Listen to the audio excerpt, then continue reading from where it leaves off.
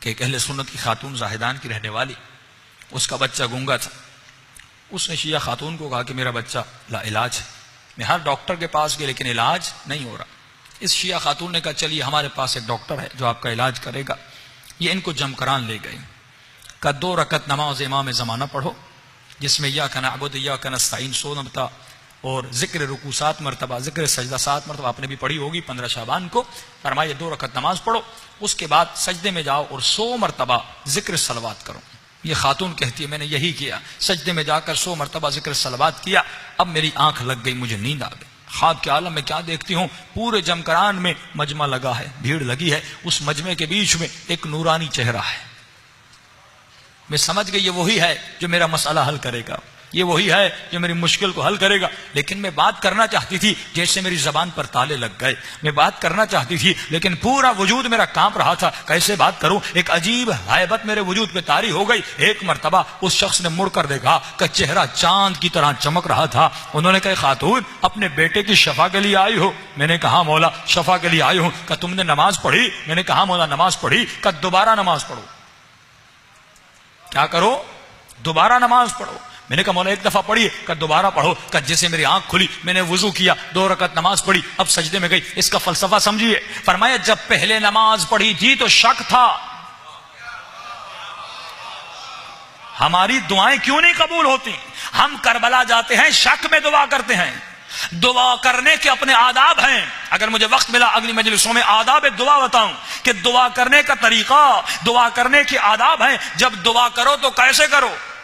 کیا مسئلہ ایک دعا کرتا ہے اسے شفا ملتی ہے؟ ہم سال جاتے ہیں دعائیں کرتے ہیں، ہماری دعائیں قبول نہیں ہوتی. دعا کا ایک ادب ہے، دعا کا ایک طریقہ ہے. ہم دعا کرتے ہیں شک میں ہے، مولا دیں یا نہ دیں، 50-50 زبانی دعا کرتے ہیں. لیکن امام فرماتے ہیں ایسے مانگو جیسے فقیر خیرات مانگتا ہے. کچھ ایسے فقیر ہیں دروازے سے واپس نہیں جاتے جب تک آپ ان کو خیرات نہ دیں. فرمایا ایسے فقیر بن. اتنا کھڑکا. امام نے فرمایا جو دروازہ کھٹکھٹاتا ہے پہلے یہ بتا اس گھر کے اندر کوئی ہے کہ نہیں. جو دروازہ کھٹکھٹاتے ہو یہ تو بتا اس گھر کے کوئی اندر ہے کہ نہیں. کہ مولا یقین ہے خدا سن رہا ہے، آپ سن رہے ہیں، گھر کے اندر کوئی ہے. تو امام نے فرمایا پھر اتنا کھٹکا جب تک وہ دروازہ کھول نہیں لیتا.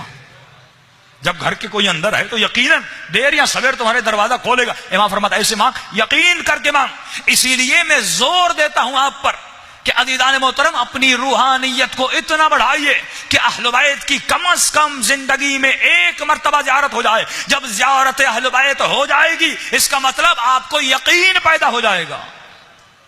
ابھی ہم علی ولی اللہ کہہ رہے ہیں، امام زمانہ کو مان رہے ہیں، امام حسین کو مان رہے ہیں، لیکن یقین کب ہوگا؟ جب یہ آنکھیں امام کی زیارت کر لیں.